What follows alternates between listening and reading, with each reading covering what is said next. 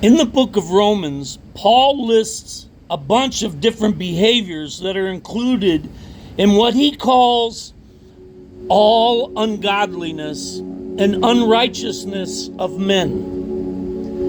Sadly, many believers zero in on these verses and use them to judge, condemn, and point fingers at the behavior of believers, completely missing Paul's point in bringing up those behaviors.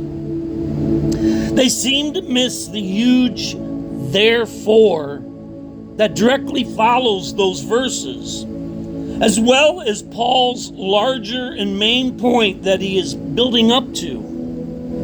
He writes, "Therefore you have no excuse, O man, every one of you who judges.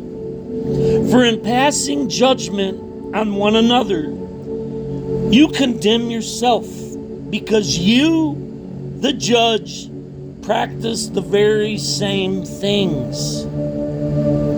See, Paul is not bringing up these behaviors for the purpose of passing judgment against believers who do those things, but rather to show those who point fingers at others that their judgmental fingers are pointing directly back at themselves. Now, Paul does write in his very next sentence, "We know that the judgment of God rightly falls on those who practice such things," which is the truth. But we again need to remember that Paul is leading up to a much larger point about God freely justifying these ungodly people through Christ. Please hear this, because it's so crucial in understanding the gospel, the good news. Paul says all these things to show that no matter who you are, you yourself fall into the category of those who God can rightly judge. All have sinned.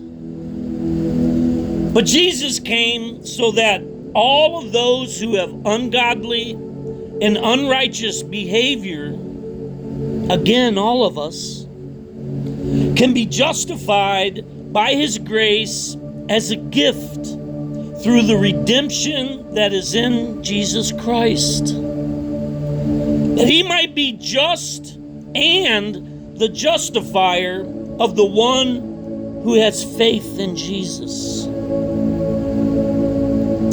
We who preach Christ are not ministers of judgment upon the behavior of others, but ministers of God's reconciliation and justification of ungodly people. Scripture says, since Adam and Eve, we are already headed for hell the day we were born.